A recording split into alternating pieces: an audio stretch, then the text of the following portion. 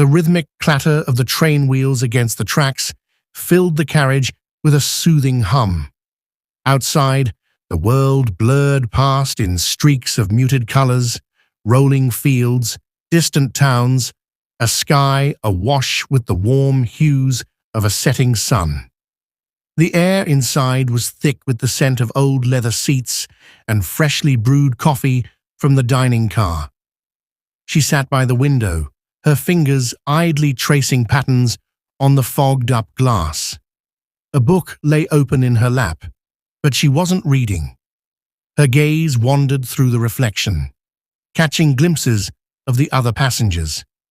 It was then that she noticed him, 2 rows ahead, slightly turned toward her, a book in his own hands. Their eyes met for the briefest moment before she looked away, her cheeks warming. He had noticed her long before that moment. She was the kind of person who carried a quiet sort of beauty, the kind that sneaks up on you like the soft glow of a lantern in the dark.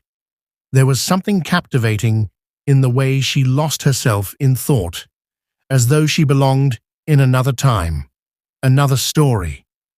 The train hit a gentle curve, and a sudden lurch made her book slip from her lap, landing with a dull thud on the floor.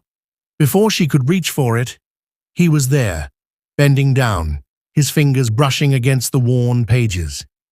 He picked it up, turning it over in his hands.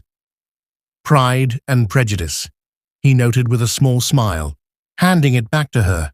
She hesitated before taking it. It's an old favorite.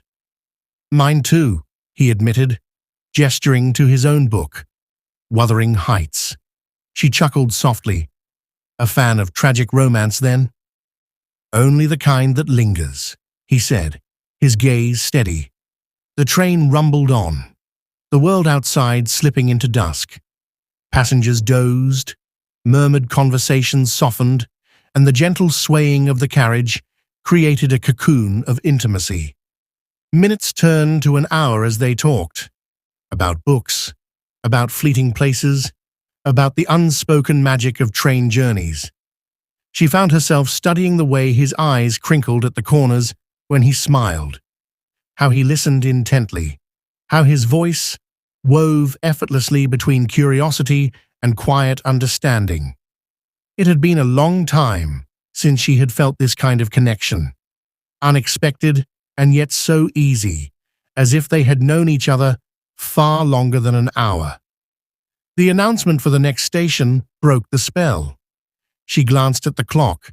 Her stop was approaching. He must have sensed the shift, because he looked at her, something unspoken flickering between them. "Where are you headed?" he asked. She hesitated. "Paris." His lips quirked. "Good choice. What about you?" "Not Paris." He let the words hang, then reached into his pocket and pulled out a small scrap of paper. He scribbled something quickly, then handed it to her. "For when you want to discuss more tragic romances." She unfolded it as the train slowed. A number, a name. She smiled, tucking it into her book. The doors hissed open, and as she stepped onto the platform, she turned back one last time.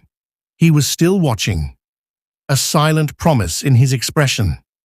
As the train pulled away, she stood there, book in hand, heart alight with the possibilities of what could come next.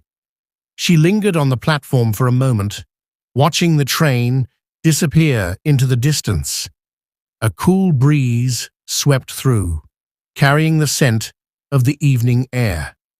With a deep breath, she clutched her book closer, knowing that sometimes the most meaningful stories begin in the most unexpected places. And maybe, just maybe, this was the start of hers.